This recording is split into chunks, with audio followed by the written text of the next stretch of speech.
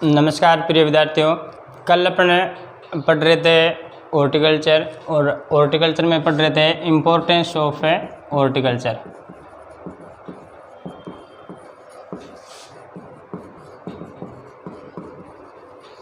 Importance में आपने पहले पढ़ा था कि भाई इसके कहाँ कहाँ इम्पोर्टेंस है हॉर्टिकल्चर के। इसके बाद में अपन पढ़ रहे थे कल जो मानव आहार में इसका इम्पोर्टेंस है वो पढ़ रहे थे। ठीक है, मानव आहार में अपने बात की थी कार्बोहाइड्रेट की बात की थी, इसके बाद में प्रोटीन की बात की थी, वसा की बात की थी। आज अपन बात करेंगे विटामिन की।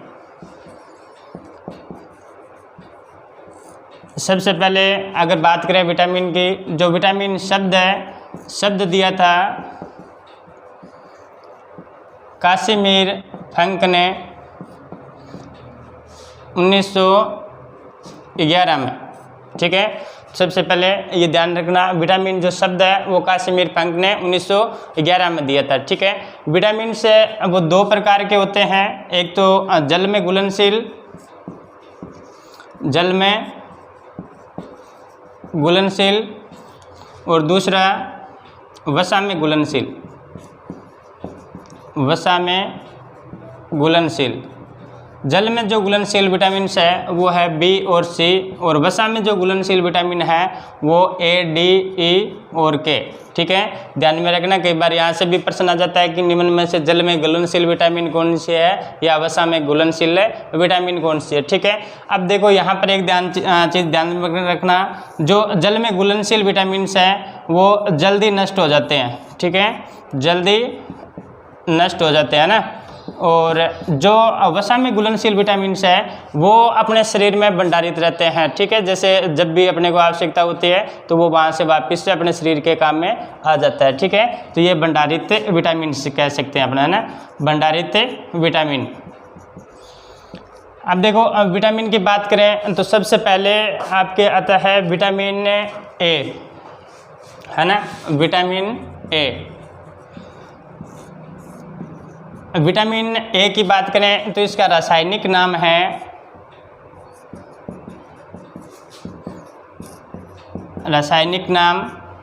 रेटिनॉल। ठीक है, दूसरा कैरोटीन।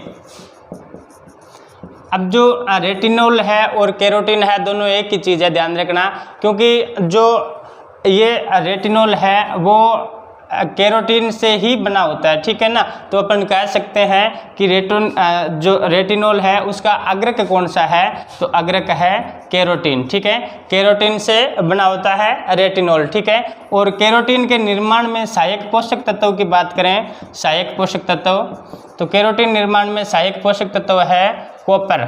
ठीक है, कॉपर है वो कैरोटीन के निर्माण में सहायक होता है। ठीक है, इसके बाद में अगर अपन बात करें जो विटामिन ए है, इसकी कमी से रतौंधी नामक बीमारी हो जाती है। ठीक है, रतौंधी क्या होता है, सूर्य उदय से पहले और सूर्य अस्त के बाद में दिखाई नहीं देता, यानी कि नाइट ब्लाइंडनेस हो जाता है। ठीक है, अगर अपन इसकी आपूर्ति की स्रोत की बात करें कि कहाँ कहाँ से अपन इसकी पूर्ति कर सकते हैं, तो इसके मुख्य स्रोत है आम। फलों की बात करें तो फलों में आम में विटामिन ए की मात्रा है वो 4800 IU पाई जाती है। ठीक है, IU का मतलब होता है इंटरनेशनल यूनिट, और एक IU में 0.003 मिलीग्राम होता है। ठीक है, ध्यान रखना। तो दूसरा अगर अपन बात करें पपीता, तो पपीता में विटामिन ए की मात्रा पाई जाती है लगभग 2020 IU। ठीक है, इसके बाद में अगर अपन सब्जियों की बात करें तो सब्जियों में बथुआ है, बथुए की जो पत्तियां हैं, बथुए की पत्तियों से लगभग 11,300 IU विटामिन प्राप्त होता है। इसके अलावा अगर अपन बात करें पालक की, तो पालक में लगभग 93 से 9700 IU विटामिन पाई जाती है। इसके अलावा अगर अपन बात करें गाजर की, तो गाजर में लगभग 3750 IU विटामिन पाई जाती है। ठीक है, ये थोड़े से आंकड़े है वो याद कर लेना। इसके बाद में देखो इसमें आपके और प्रश्न इस प्रकार से पूछे जाते हैं। ये जो कैरोटीन है ये एक प्रकार का वर्णक है ना। वर्णक का मतलब ये जितने भी आपके पीले रंग के जो फ्रूट्स होते हैं उन सभी में पीले रंग का जो उत्तरदायी होता है वो कौन होता है, कैरोटीन। ठीक है, तो ये एक वर्णक भी है और विटामिन भी है, ध्यान रखना। ठीक है, इसके बाद में अगर आपसे पूछे कि भाई सबसे उपयुक्त कौन सी है, जो विटामिन ए का मुख्य स्रोत या प्रमुख स्रोत कौन सा है, तो इसमें देखो इन सभी में प्रमुख स्रोत की अगर अपन बात करें तो प्रमुख स्रोत है गाजर। क्योंकि गाजर को देखो अपन सब्जी के रूप में खा सकते हैं, फल के रूप में खा सकते हैं, इससे अचार बना करके भी खा सकते हैं, इसके अलावा इसके जो जैम बना करके भी अपने खा सकते हैं। इसलिए देखो होने को तो आम भी हो सकता है, लेकिन आम अगर खाएंगे तो इसमें गर्मी ज़्यादा हो जाएगी, ठीक है, शरीर में। तो प्रमुख स्रोत की बात करें तो सबसे प्रमुख और सबसे अच्छा स्रोत है वो गाजर है। ठीक है, नेक्स्ट अपन बात करेंगे विटामिन बी की। विटामिन बी देखो लगभग कई प्रकार की होती है अलग अलग, जैसे vitamin B1, B2, B3, B4, 5, 6, 7, 8, 9, 12 तक। ठीक है, तो इन सभी को एक साथ में बोला जाता है विटामिन बी कॉम्प्लेक्स। अगर अपना यहाँ पे अलग अलग बात करेंगे, सबसे पहले विटामिन B1, ठीक है, इसका रासायनिक नाम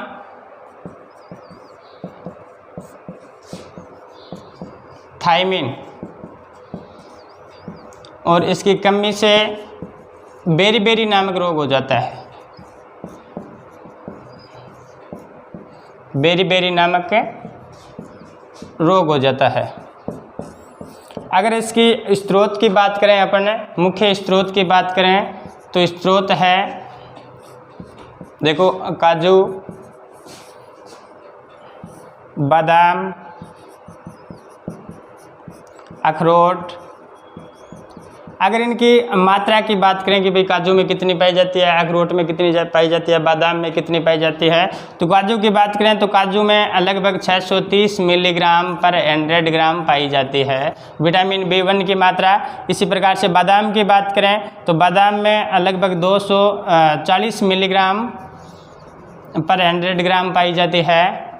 और अखरोट की बात करें तो अखरोट में लगभग 450 मिलीग्राम पर 100 ग्राम मात्रा विटामिन B1 की पाई जाती है। ठीक है, तो देखो इतना सा याद रखना है। इसका रासायनिक नाम थायमिन हो गया, इसकी कमी से बेरी रोग हो गया, और मुख्य स्रोत है काजू है, बादाम है, अखरोट है, और इनकी कमी से इनकी जो मात्रा है काजू में 630 मिलीग्राम पर 100 ग्राम होती है, और बादाम में 240 मिलीग्राम पर 100 ग्राम होती है, और अखरोट में 450 मिलीग्राम पर 100 ग्राम मात्रा पाई जाती है। ठीक है, इसके बाद में दूसरी बात करें विटामिन B2। विटामिन B2 अगर इसके रासायनिक नाम की बात करें तो रासायनिक नाम इसका है राइबोफ्लेविन। राइबोफ्लेविन,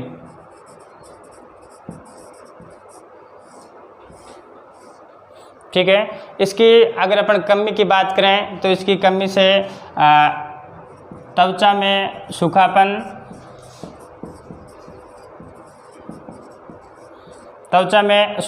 इसके अलावा होठों का फटना। और अगर अपन इसके स्रोत की बात करें तो इसका मुख्य स्रोत है वो बेलपत्र है। स्रोत बेलपत्र में लगभग इसकी जो मात्रा है वो 1191 मिलीग्राम पर 100 ग्राम होती है। ठीक है, इसके अलावा देखो इसमें पपीता है और पालक है, उनमें भी विटामिन B2 की मात्रा पाई जाती है, लेकिन सबसे प्रमुख स्रोत है जो पूछा जाता है बेलपत्र है। बेलपत्र में इसकी मात्रा 1191 मिलीग्राम पर 100 ग्राम में पाई जाती है। ठीक है, तो विटामिन B1 हो गया, रासायनिक नाम थायमिन हो गया, कमी से बेरी रोग हो गया, और इसका स्रोत काजू बादाम अखरोट है। और विटामिन B2 इसका रासायनिक नाम राइबोफ्लेविन हो गया, त्वचा में सूखापन है ना, त्वचा जगह एक तो त्वचा है वो जैसे अपने मौसम चेंज होता है, जैसे सर्दी और गर्मी आती है ना, तो उस टाइम थोड़ी सी त्वचा में रूखापन आ जाता है। लेकिन वो जो रूखापन आता है वो B2 की कमी से नहीं आता, वो नेचुरली जैसे क्लाइमेट चेंज होता है तो अपना शरीर है वो अडेप्ट नहीं कर पाता है, ठीक है, इस वजह से वो सूखापन आता है। लेकिन नॉर्मल अगर वातावरण में सूखापन आ रहा है तो उस समय आपके विटामिन B की कमी होगी, ठीक है। तो इसका विटामिन B का रासायनिक नाम राइबोफ्लेविन हो गया। और दूसरा होठों का फटना, होठ है वो फट जाते हैं, ठीक है। इसके बाद में अगर अपन बात करें विटामिन B3, विटामिन B3 का रासायनिक नाम है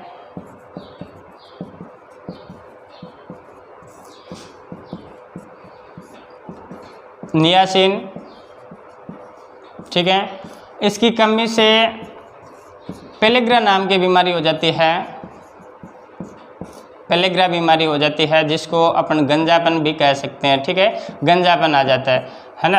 अगर इसके स्रोत की बात करें तो इसके मुख्य स्रोत है लीची और पालक, ठीक है, लीची और पालक। इसके बाद में अगर अपन बात करें नेक्स्ट विटामिन B5 है, B6 है, B7 है, 8 है, ये ज़्यादा अपने इम्पोर्टेंट नहीं है, इनकी मात्रा ज़्यादातर नहीं पाई जाती। नेक्स्ट इम्पोर्टेंट आपके है विटामिन B12, ठीक है।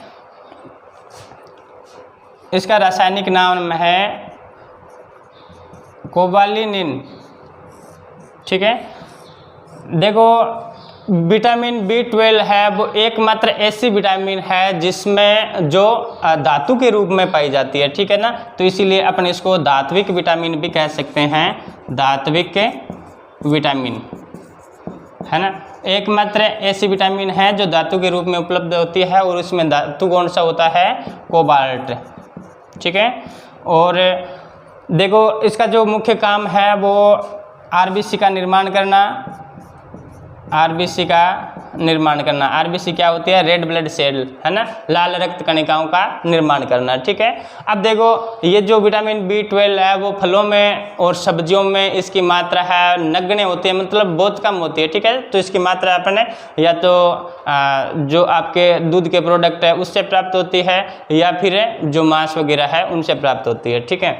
इसके बाद में नेक्स्ट अपन बात करेंगे vitamin C,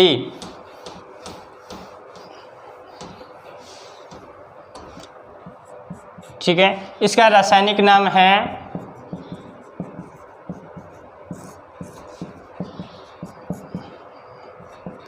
ascorbic acid,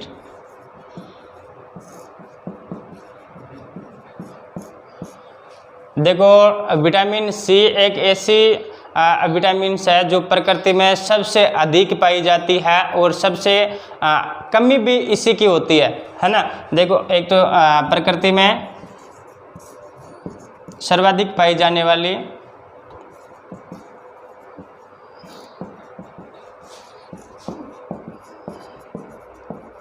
vitamin, ठीक है, और अपने शरीर में सबसे अधिक कमी भी इसी की होती है। देखो कमी कैसे होती है, अपने पहले पढ़ा था कि जो जल में घुलनशील विटामिन है वो सबसे जल्दी नष्ट होती है, ठीक है ना। तो विटामिन C है वो जल में घुलनशील है और ये है जो अपने शरीर में ज़्यादा समय तक नहीं रहती। एक दूसरी चीज़ जो अपने सब्जी वगैरह होती है उनमें जो विटामिन पाई जाती है, तो अपन क्या करते हैं, सब्जी को बॉईल करते हैं, उबालते हैं ना, तो उबालने से क्या होता है, विटामिन नष्ट हो जाते हैं, ठीक है। इसलिए इसकी सर्वाधिक कमी रहती है, ठीक है। अब इसकी अगर अपन बात करें तो कमी से जो रोग है वो है स्कर्वी नामक रोग हो जाता है,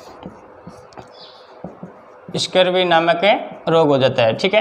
अब देखो आपने पहले पढ़ा था कि जो भी पीले रंग के फल है, सब्जियां हैं, उनमें क्या होता है, विटामिन A पाया जाता है ना, जो पीले रंग के होते हैं उसमें विटामिन A पाया जाता है, ठीक है। अब देखो जैसे अपने बात करें उसी में विटामिन A में बथुआ है, ठीक है, तो बथुए का जो बथुए की पत्तियां हैं उसमें विटामिन पाया जाता है A, ठीक है ना। कितना पाया जाता है, आपने पढ़ा था कि 11,300 पाया जाता है ना, IU पाया जाता है, ठीक है। अगर अपन बात करें कि भाई विटामिन ए है वो तो पीले रंग वाले में पाई जाता है, ठीक है। तो जो अपने इसका रासायनिक नाम पढ़ा था, एक तो केरोटीन था, दूसरा रेटिनोल पढ़ा था, ठीक है। रेटिनोल होता है वो रंगहीन होता है और जो भी आपके हरे रंग है उसमें परिवर्तित हो जाता है, और उनमें जो हरे रंग वाली जो पत्तियां हैं उनमें जो रेटिनोल की मात्रा है वो अधिक पाई जाती है, केरोटीन की मात्रा नहीं पाई जाती, ठीक है। इसी प्रकार से जितने भी खट्टे फल है ना उन सब में विटामिन सी पाया जाता है, ध्यान रखना, ठीक है, सभी प्रकार के खट्टे फलों में। अगर इसके स्रोत की बात करें, है ना,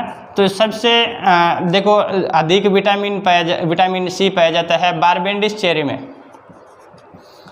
बारबेंडिस चेरी में, ठीक है। इसके बाद में आंवला हो गया, अमरूद हो गया। बारबेंडिस चेरी में इसकी अगर अपन मात्रा की बात करें तो 1400 से 1600 मिलीग्राम पर 100 ग्राम इसकी मात्रा पाई जाती है, ठीक है। आंवले में मात्रा की बात करें तो आंवला में इसकी मात्रा होती है 600 मिलीग्राम पर 100 ग्राम, ठीक है। अमरूद की बात करें तो अमरूद में होती है 299 मिलीग्राम पर 100 ग्राम, ठीक है। इस प्रकार में जैसे अगर अब यहाँ पर आपसे पूछे कि भाई इसका प्रमुख स्रोत कौन सा है, सबसे प्रमुख स्रोत है ना, तो इसका जो सबसे प्रमुख स्रोत होगा वो होगा आंवला, क्योंकि बारबेंडिस चेरी है वो आसानी से सभी को उपलब्ध नहीं हो पाती है। जो आंवला है वो सभी को उपलब्ध हो सकता है, अपने यहाँ पाया भी जाता है। तो सबसे प्रमुख स्रोत है वो आंवला हो गया, और सर्वाधिक पूछे तो सर्वाधिक आपको करना है बारबेंडिस चेरी, ठीक है। इसके बाद में नेक्स्ट विटामिन की बात करें तो नेक्स्ट विटामिन है विटामिन डी, ठीक है। इसका अगर रासायनिक के नाम की बात करें, इसका रासायनिक नाम है कैल्सिफेरॉल,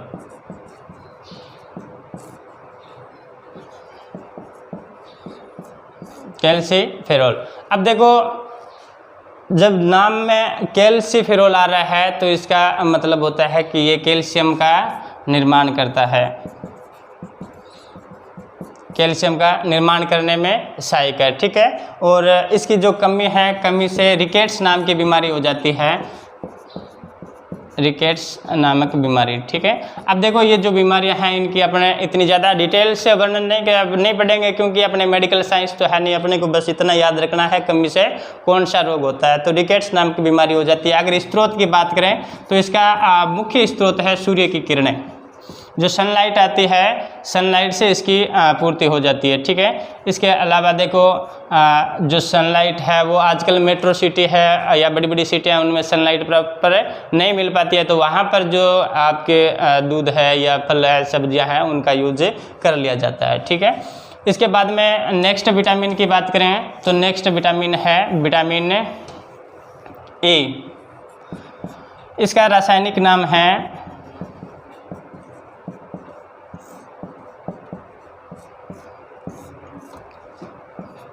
टेकोफेरॉल, ठीक है। इसकी जो कमी से रोग होता है वो होता है बंध्यता, जिसको अपन बांझपन भी बोल सकते हैं, बांझपन भी इसको बोला जाता है, ठीक है। इसके बाद में अगर अपन इसके स्रोत की बात करें तो इसके प्रमुख स्रोत है काजू, अखरोट, बादाम, ठीक। इसके बाद में नेक्स्ट अपन बात करें तो नेक्स्ट है विटामिन के, और विटामिन के का रासायनिक नाम की बात करें, रासायनिक नाम है इसका फाइलोक्विनोन,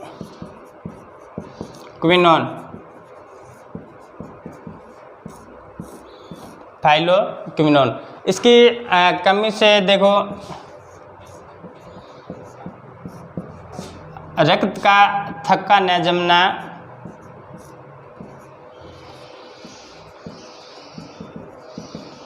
प्रमुख लक्षण है, ठीक है। इसकी कमी से रक्त का थक्का है वो नहीं जम पाता है, ठीक है। अगर इसके अपन बात करें स्रोत की तो इसका प्रमुख स्रोत है काजू, बादाम, ठीक है, और अखरोट, इनकी जो मात्रा है वो कम ही पाई जाती है, ठीक है, ज़्यादा याद करने की ज़रूरत नहीं है ना। अब देखो अपने जो विटामिन है प्रमुख वो अपने पढ़े, vitamin A, vitamin B complex है ना, कॉम्प्लेक्स में आपके सभी आ गए, विटामिन बी 1 2 3 5 है ना, ये 12 सारे के सारे आ गए, ठीक है। इसके बाद में vitamin C, vitamin D, vitamin E और विटामिन के, ये सारे के सारे विटामिन आ गए। इसके बाद में अगर अपन नेक्स्ट बात करें तो नेक्स्ट टॉपिक अपना है विटामिन के बाद में खनिज तत्व।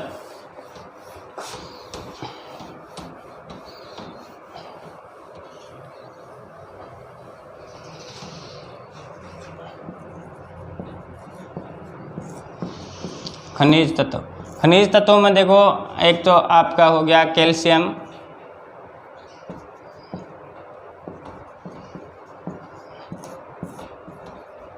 ठीक है।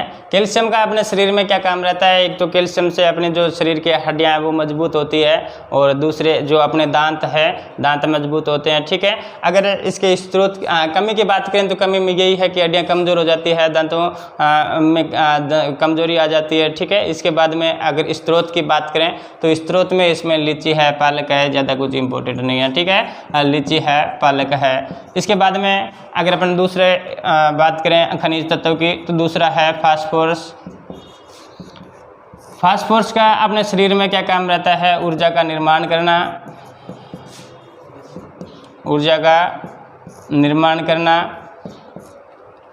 ऊर्जा का स्थानांतरण करना, ऊर्जा का स्थानांतरण करना।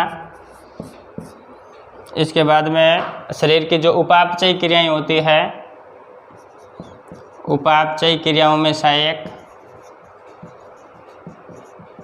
क्रियाओं में सहायक। इसके बाद में जो भी अपने शरीर में देखो कैल्शियम क्या काम करता है, हड्डियों का निर्माण करता है ना, और फास्फोरस का क्या काम रहता है, हड्डियों का लचीलापन करना, और कैल्शियम का क्या काम रहता है, हड्डियों का निर्माण करना, ठीक है। अगर इसके स्रोत की बात करें तो इसके प्रमुख स्रोत है काजू, बादाम, अखरोट और चौलाई। चौलाई में इसकी मात्रा 800 मिलीग्राम पर 100 ग्राम होती है, ठीक है। तो ये आपके फास्फोरस हो गया। फास्फोरस का मुख्य काम ऊर्जा का निर्माण करना, ऊर्जा का स्थानांतरण करना, उपापचयी क्रियाओं में भाग लेना, और इसके जो मुख्य स्रोत है वो काजू, बादाम, अखरोट है, इनकी मात्रा इनमें बहुत सूक्ष्म पाई जाती है। दूसरा जो चौलाई है, चौलाई में इसकी मात्रा फास्फोरस की लगभग 800 से 800 मिलीग्राम पर 100 ग्राम पाई जाती है, ठीक है। इसके बाद में नेक्स्ट अपन खनिज तत्वों की बात करें तो नेक्स्ट है आयरन।